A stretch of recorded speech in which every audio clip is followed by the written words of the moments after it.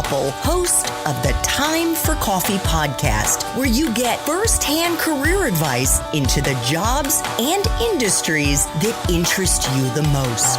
And before we start today's show, I have a quick favor to ask you. If you haven't already, I'd be incredibly grateful if you'd give us a rating and a review on iTunes. And if you're like me, you need to do it now because you'll forget later and because it's the best way to help others who may be in search of career advice to find this free resource. So press pause if you haven't done it and do it right now. I'll wait. Thanks so much and enjoy today's show. Hey there, Java Junkies. Welcome back to another episode of T4C.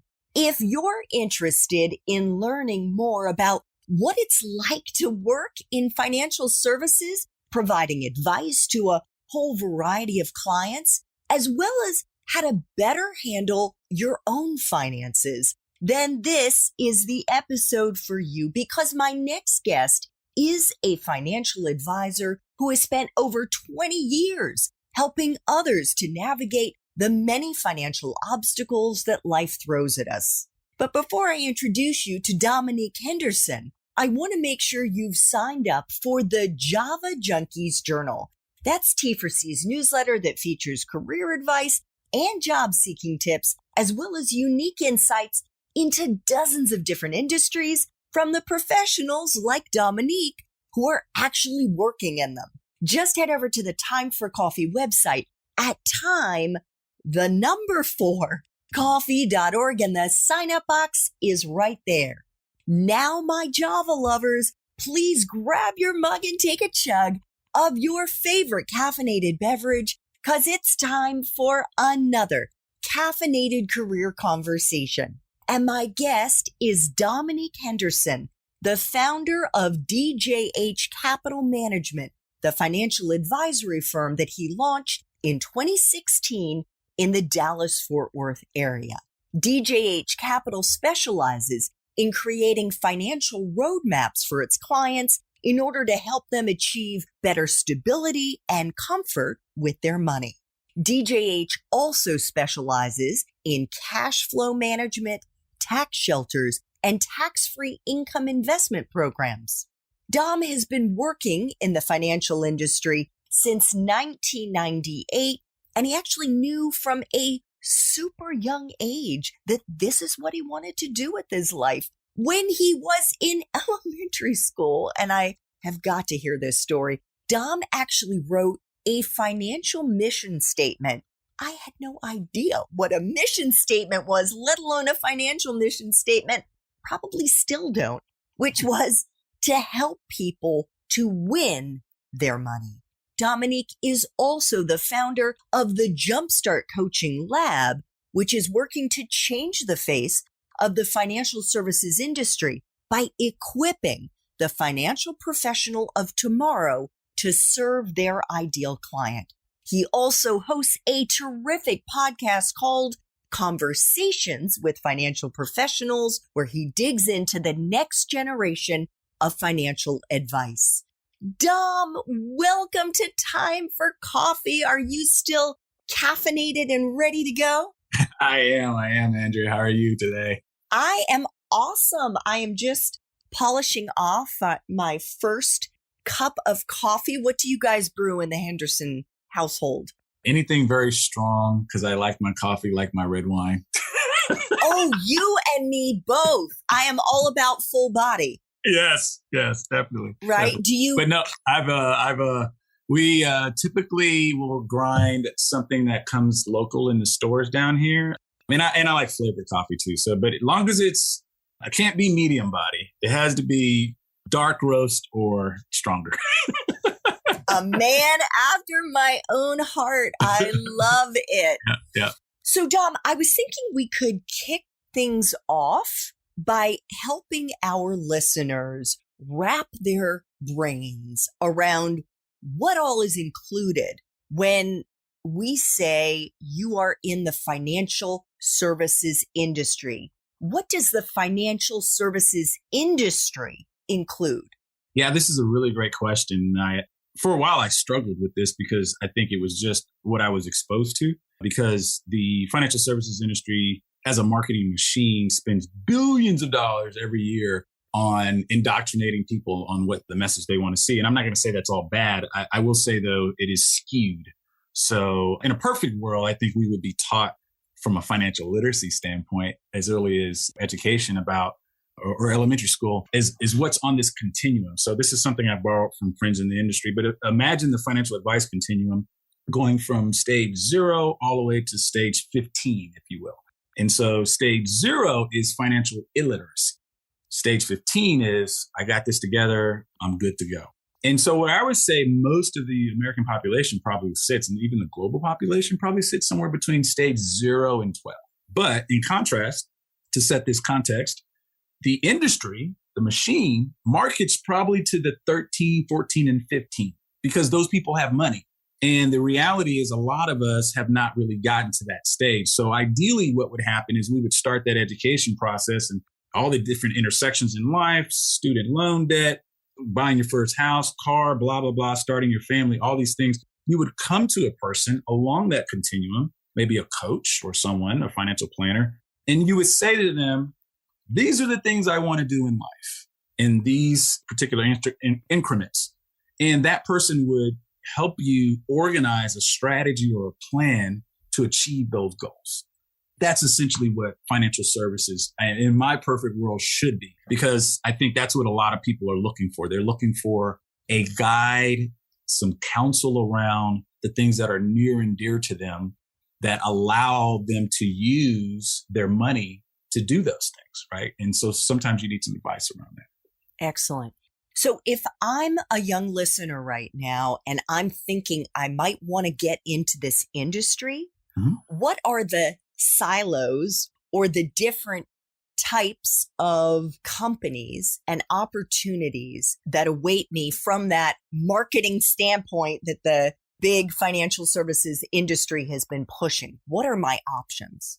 Yeah, I think you're going to see a lot of what we call biz development or practice building, sales roles, if you will, because no practice can operate without clients. So we have to acknowledge that. So a lot of the focus is there. I think that's not to say that you can't do this, Young. It's just my experience that some of the things that you experience, let's call it when you're adulting, mid-20s and beyond, really shape your persona as a salesperson. For instance, a lot of good salespeople tell stories about experience. How much experience do you have when you first come out of school, right? So you're really just trying to get your footing. So there's a lot of those roles. It's not to say they can't be done, but I would highly suggest maybe interning your sophomore, junior, senior year with some of these companies to kind of understand how that role, if you fit into that role and how that role would benefit you. Then we have, just to make this really simple into two pockets, then we have the client support. So there's all kinds of things that happen in client support, from compliance, making sure you don't say the wrong thing while you're in front of people, because there's a big whole regulations around that. We have marketing, social media, being digitally astute, if you will. We have the actual client relationship support. So this means Mr. and Mrs. Smith come in, you might not talk to them. The founder of the firm probably does, but after they leave, they have all these things to do. They have new accounts to open. They have money to deposit. The founder probably goes and talks to the next couple or the next family that he serves, not open up the accounts. So you have those type of roles. So there's a lot that you can do. And I again, advocate doing your homework. Inside my community, I have 10 tips to jumpstart your financial services career. The first tip I give is to do your research, do your homework. So it's not going to be too much different than what Andrew is telling you, or maybe your parents are telling you, in that if you want to get into this, what you're going to need to do is you're going to have to do your requisite amount of homework and due diligence to see where you might fit in best. So if we could pull back, that's great advice in terms of like the types of roles to be looking for. But could you paint an even broader picture, Dom, of all the different types of companies that exist? So you've got for example, you've got your investment banks, you've got your merchant banks, you've got your tax, I don't even know, but could you just give us those different buckets? Yeah. So I'll name some names and I won't step on toes while I'm doing it. So we have, let me think about how I want to go into this matrix of stuff. So let's not worry about terms as much. So let's just get some names that people are familiar with. So you walk into Bank of America or Chase, you might have an account there, to your point, merchant banks. And behind the desk is probably a teller. A lot of stuff is done electronically, but at least when I was coming up, there was a teller. And then you might have like a branch manager or relationship manager that tells you about, hey, you can have this type of account or you can have this type of CD. This is financial services too. Sometimes these people have to be licensed. Sometimes these people don't. I don't know if we want to go into a whole licensing thing, but the point is some jobs inside this industry will require you to pass different types of tests in order to demonstrate your acumen and actually to get your fingerprints into the system so they can track you throughout your whole life. And what about other types like hedge funds? Because you've worked at a hedge fund. Yep. And what about real estate finance and some other? What else would you add? Yeah, so you got mortgage brokerage stuff. You have private money management or family office management through hedge funds. There's just so many different ways that I think you can access the markets. I like to break it down to this. You and I and your listening audience, we have knowledge and we have skills. We exchange that human capital for financial capital by going to a job. They give us a paycheck. That paycheck, we have cash. We can spend it. We can do whatever. If we choose to invest some of it, we usually go do that in a market. And with that investment, we get an asset that we hope gives us a return. That's the only reason to invest. The people that we're naming in all these different spheres, they serve that market. That's the best way to kind of look at that. And there's all different ways to intersect on that market, whether it be a hedge fund, whether it be a UBS or a Merrill Lynch working on Wall Street. There's so many different facets. It could be that just you want to get your paycheck from your job and go stack it in a deposit account at Chase or Wells Fargo or something. So I think it goes back to that point that we made earlier, which is start doing your research. One of the things is you might have a college professor or you may have a mentor that you can meet on LinkedIn and start to ask them about, hey, I see you work in this part of financial services. Would you mind telling me a little bit about that? And that's the best way to kind of learn the industry, to see all the different ways that you can fit in depending on what you like to do and what you're good at. Excellent. So you currently run your own firm as a financial advisor. Who are your typical clients and what do you do for them? So I have what is called a registered investment advisory firm. So what I have, in order to establish this firm, you have to have a minimum amount of designations and or experience. And then you go register, depending on how big you are, you register in your state or at the SEC level. So just to have context for the type of firm I run, typically I'm dealing with retail investors. I have some business owner clients, but basically people are coming to me that are trying to set themselves up for the ideal retirement, whatever that looks like, work option, whatever, that their money is going to align with the way that they want to see their life when they leave getting that paycheck. And I like Chris Rock's definition of wealth, which is having options. So I like to give my clients options. It may be during their working career, they're saving X amount and they're putting away this and they're watching the bottom line when it comes to taxes, all that normal stuff. And then it can actually be, well, what are you doing that for? It could be that they really, really want to retire early so that they can spend more time with their aging parents or maybe with their adult children. There's a lot of different things that people want. And I think one of the most important things that I'm privileged to do with working with my clients, Andrea, is to ask them, in a perfect world, what would they do if money wasn't an object? Like, what are they aspiring to? What dreams that they'd have to put on hold as life happened that they may want to revisit before their time on this earth is over? And to me, to be able to facilitate that is one of the greatest gifts, which is, again, I'm old school. So financial service at the root of that means to serve. That means you're a servant. So you are a facilitator to somebody doing something that they want to do. And you get benefits for doing that also. But the primary thing there is service. Is part of your job, Dom, staying on top of the news? Reading the Wall Street Journal, watching MSNBC, and in general, just keeping your finger on the pulse of how financial markets are doing? Or what would you say you do to best advise your clients? More so than that, because I've had stints in my career where that was like a mandate. And now that I'm my own boss, not so much more. because I'm a big fan of Carl Richards, who writes for the New York Times, and he calls it the financial pornography network. I don't disagree with him at all. It's just so much noise versus signal. But what I will say is if I was to characterize one of the things that I enjoy the most, as well as I think what my clients pay me to do, is to be that second set of eyes, to be that counsel that can say, hey, I'm Dom, I'm thinking about purchasing this, or I'm thinking about taking this job over here, or I'm thinking, like what I tell my clients, I was like, think about me as this quarterback, so that whenever money intersects your life, which is very often, that we're running up against this plan. And if you can't make sense of running up against the plan, then let's have a talk about it, so we can make sure this is a game of, it's very much like golf, where it's a game of errors. The less errors you make, the better your score.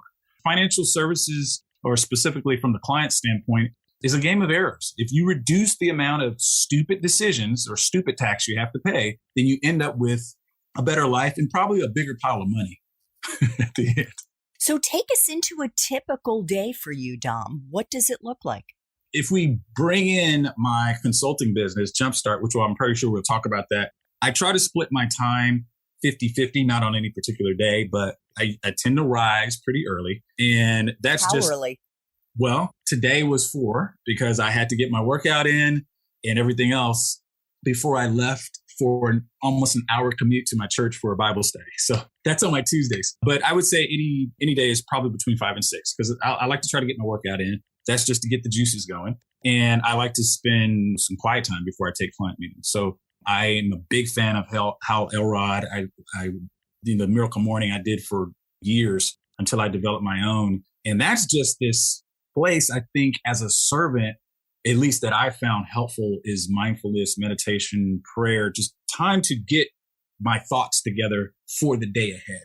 And I typically don't take a meeting until after 8 Central Time, because that time is for me.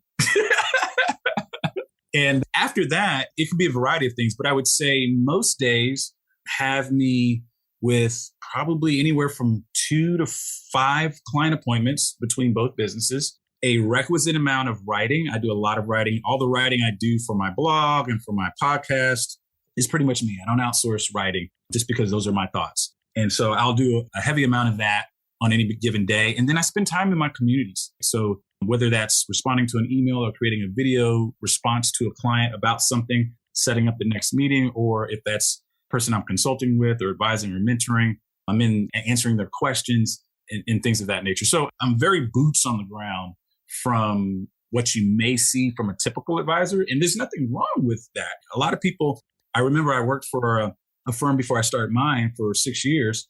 And literally the owner of the firm was back to back meetings, literally from the time he came in to the time he left. There's nothing wrong with that, but that's just not the life I wanted to create when I started my business. So you have a little bit more liberty to structure your days if you're self-employed like myself. If you're working for somebody, it may be a little bit more constraints. So you mentioned Jumpstart, the coaching lab that you started. As I mentioned in the introduction, you are working with your clients to change the face of the financial services industry by equipping the financial professional of tomorrow to serve their ideal clientele. What does that look like in practice? Let me give you this illustration to kind of set up my answer. I don't know how long ago I saw this, but it really resonated with me. And I think it was Tyler Perry that was at an awards show. And somebody was asking him about whatever, but he made this statement that I've stolen from him, which is when you get to a point of success in your life, or a point of arrival, if you will, your job is to hold the door open for the next person. And I strongly believe that. And so I thought, man, I can build this big firm, definitely got the acumen and all the credentials and stuff to do that. But at the end of the day, it's going to be finite. I'm going to pass on, or I'm only going to serve so many clients really, because I can't serve everybody. But what if I took 20 years in counting and started to take that knowledge, break it up into bite-sized pieces for people that wanted to enter this industry? And that aspiring financial professional or existing financial professional goes and serves that set of clients, people they're called to at a greater capacity. To me, that's a better impact, bigger impact. So all that said, I think that part of my job is not just day-to-day advisor. It's also teacher. It's giving a little bit away of what I have, which I feel is kind of like an endless reservoir at this point of knowledge, so that next generation financial professional can thrive. So Jumpstart has been a collection of a lot of things. I've iterated on this. It's my baby.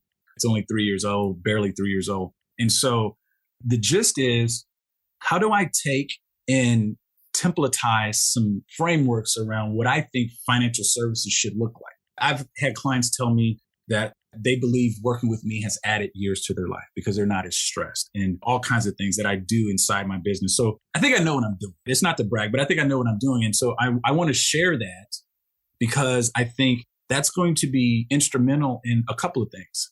Us changing this industry from people saying financial advisor at a dinner party and basically clearing the room because somebody thinks they're going to try to sell them something that they don't need, to people saying, oh, I would like to have one of those. I didn't even know that's what they did. That's what we're trying to do.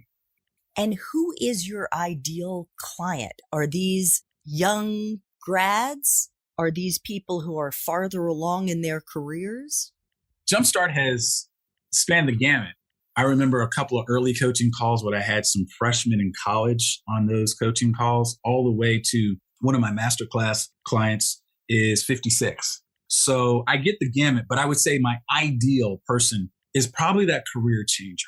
So they've done something for a little while and they've said, I don't feel like this is my highest and best use. I'm looking for my highest and best use. And I think that's financial services.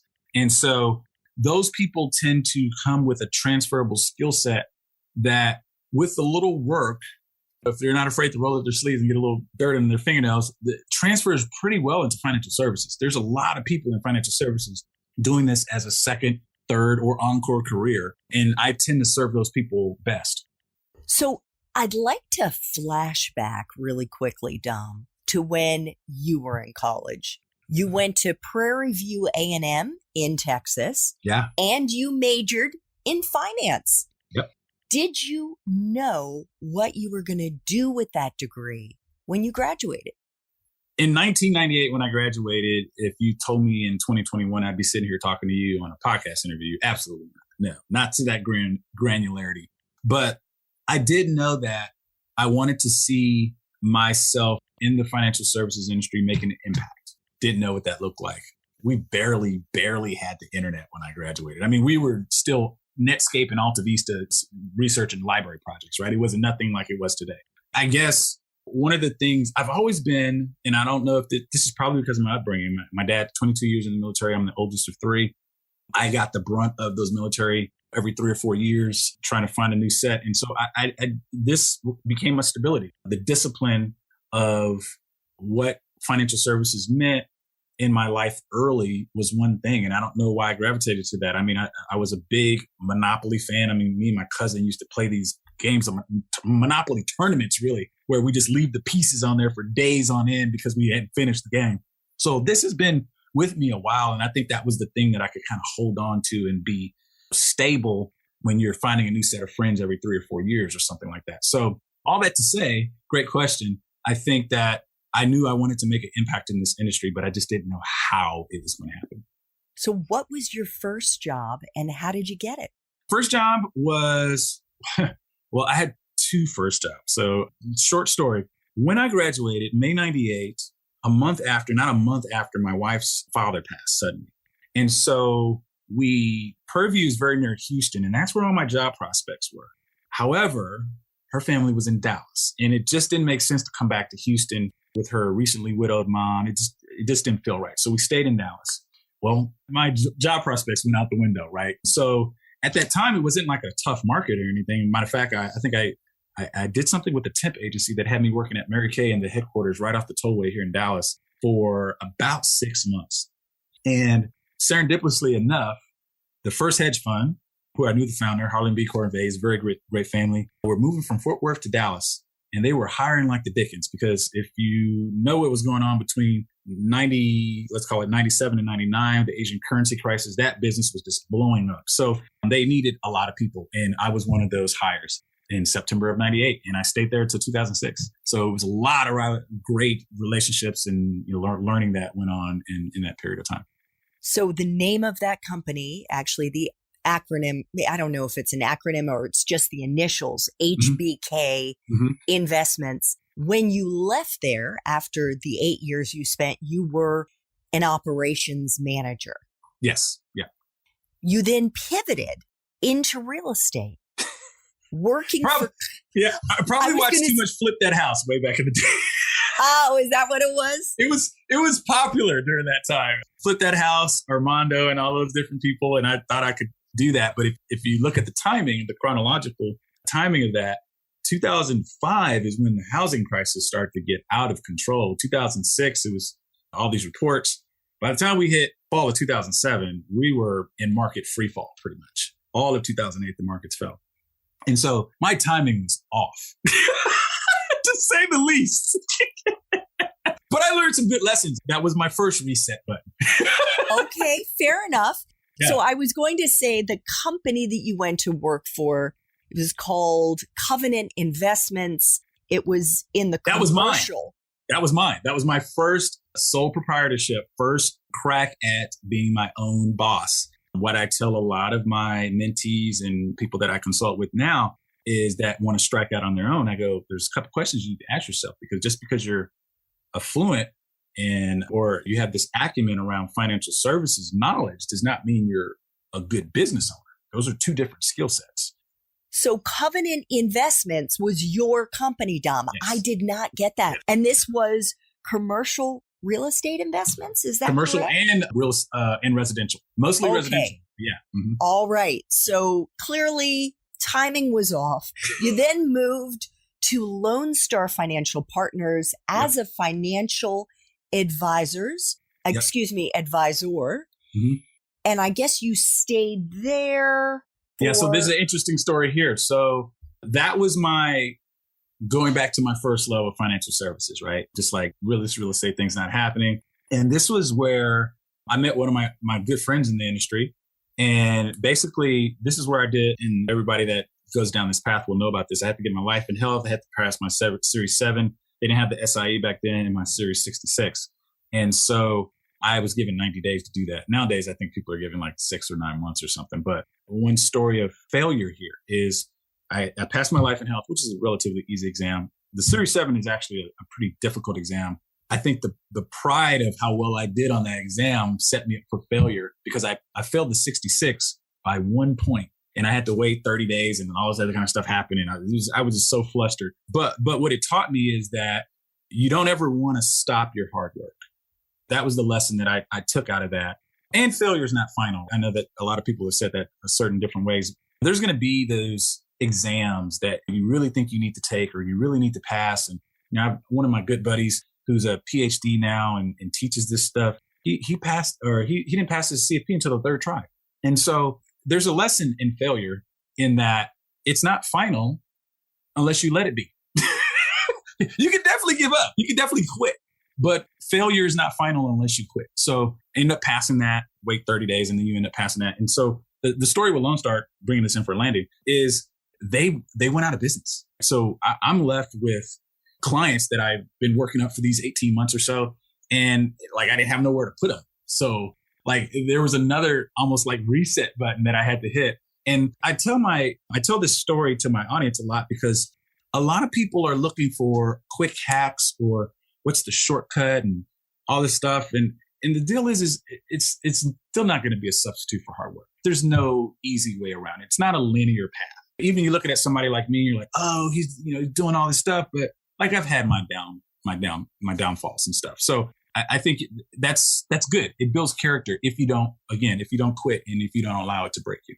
Beautiful. And actually what I tell my audience is similar to that, Dom. And that is that finding your purpose in your professional life. And frankly, I've had several. I don't think you necessarily just have one. Yeah. Is not like following a recipe where you just get your ingredients, you throw it in a pan, mix it up, and there is your perfect career.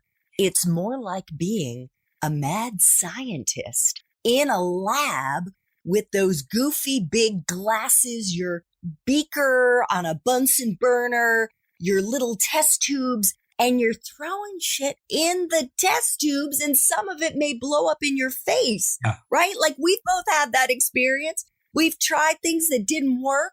Boom, it was a little explosion. But the truth is, just like that mad scientist, the way that you find your purpose and passion is by doing. In fact, that is the only way that you find it. You have to test. You have to experiment and iterate and zig and zag. Yep. I totally agree. I tell people there's no shortcut to success. Everybody you see that's been a overnight success, they've been doing something that you haven't seen. They've been putting in their reps. So I think it's really not being afraid of that.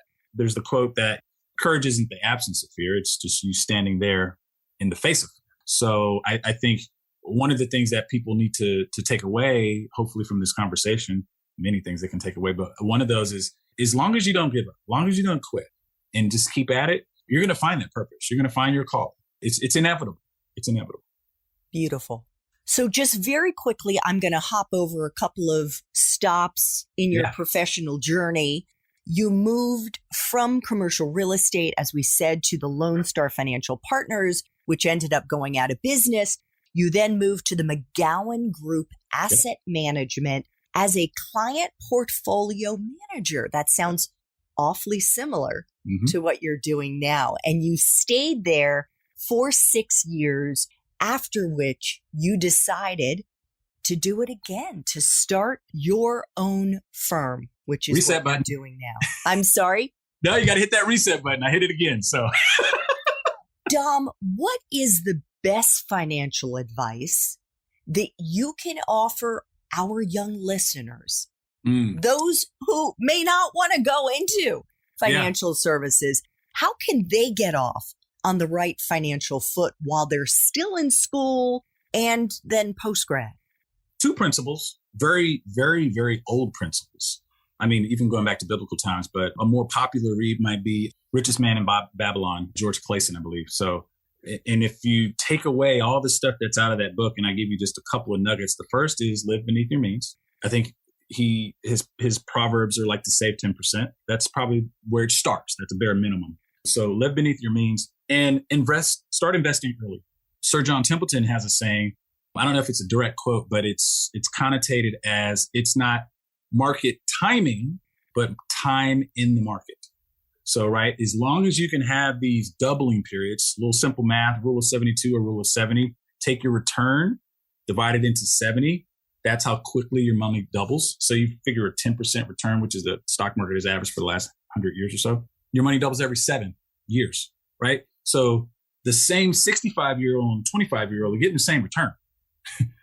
But the 65-year-old doesn't have as many doubles left as the 25-year-old. So starting early is a big thing. And you can make up so much ground by just starting early. So live beneath your means, start investing early. What is an unexpected piece of advice, Dom, that you could offer those of our young listeners who may be struggling with their finances right now? Clearly, so many of our young people are dealing with massive school debt.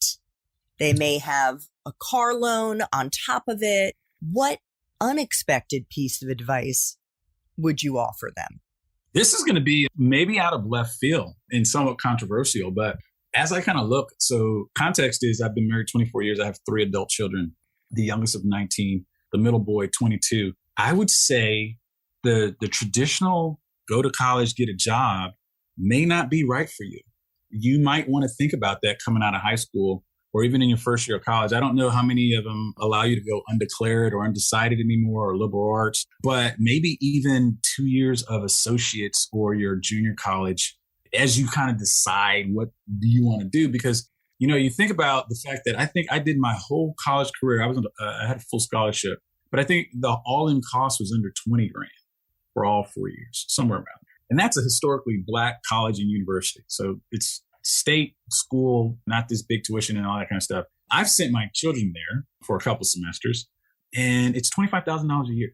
So 98, 2020, you know, you can do the math. It's 22 years.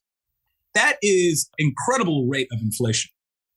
And you figure the stock market's doubling, all the stuff I just said, 10%. That's almost the rate of inflation that the stock market's getting. So all this to say, education is expensive. And you can't really afford to make too many wrong turns in regards to, oh, I'm changing my major to this, I'm changing my major to that, and you're taking out loans. But I mean, next thing you know, you're going to be 6 figures in debt and you haven't even started a job yet. So I think choose wisely would be my advice there. What is the biggest financial mistake that you see young people make the most? Oh, by far, it's related to the last two. Is living beyond their means. So typically the way you make up for being in debt is to tighten your belt or sacrifice once you have that awakening moment, or start making more money, but don't up your lifestyle with your increase. It's just math. So when you start thinking about money mistakes, they really all boil down to you overspending. Yeah, I can't disagree with that. 2 final T4C questions, Dom. You've already given us one case where you struggled in your professional life. You can either expand on that or perhaps there's another one. The most important purpose of this story is not the failure, but how you persevered, how you kept pushing forward, and if there was a lesson that you learned in the process. Yeah, I'll be transparent. I've talked about this before. So one of the reasons that I had to hit reset the second time is that Covenant Investments, my business, and I didn't know this is stuff I didn't know, but that sole proprietorship was tied to my social. And long story short, during the housing crisis, I got into too much debt. My credit score was trash. It tanked. And we had a couple of rental properties foreclosed on and all this other kind of stuff. So one of the hardest things for me that I had to get over was I'm this financial advisor, I'm this financial guru that hasn't done things perfect.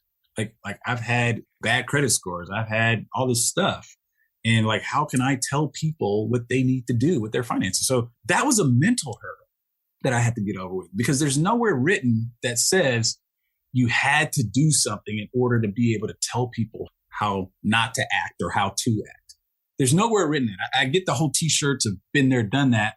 But to be honest, that's not how life works all the time. And so if we can only take advice from people that been there, done that, we would have a lack of counsel in our lives, because that's not how life works. And I think overcoming that mental hurdle taught me a lot of things about myself. And I think the takeaway for your audience is the fact that sometimes the loudest voice in our head is our own, and we might be telling ourselves the wrong thing. Sometimes you have to replay what you're saying, and you have to change that talk track. You got to change it to something different. And so if you're telling yourself, and maybe, I'll zoom out a little bit. Maybe somebody has planted that. Maybe it was a parent or somebody you loved or something, planted that negative voice inside your head that you need to turn off, and you need to replace the track and move forward. How did you do that? Oh man, so many people in my life. My wife, my best friend, she's poured into me a lot of positive. I'm still lucky enough to have my parents around. So my mom has been really, really instrumental as a spiritual guide and leader. But beyond that, beyond the relationships, because I'm big about community and relationships, just surrounding myself around different sets of people, what I'm putting into myself, I'm a big proponent also of, you can't really expect different results doing different things or doing the same thing. So what books are you reading? What music are you listening to? Who are you hanging out with? That's going to kind of dictate your results for the most part. So if you change that stuff up drastically, you should expect drastic results. And most people want drastic results. They just don't want to do the changes. Amazing advice. Final question, Dom. If you could go back to school, go back to Prairie View A&M and do it all over again, but based on the wisdom you have now, what advice would you give yourself? Wow. I would probably take in the moments, smell the roses a little bit more.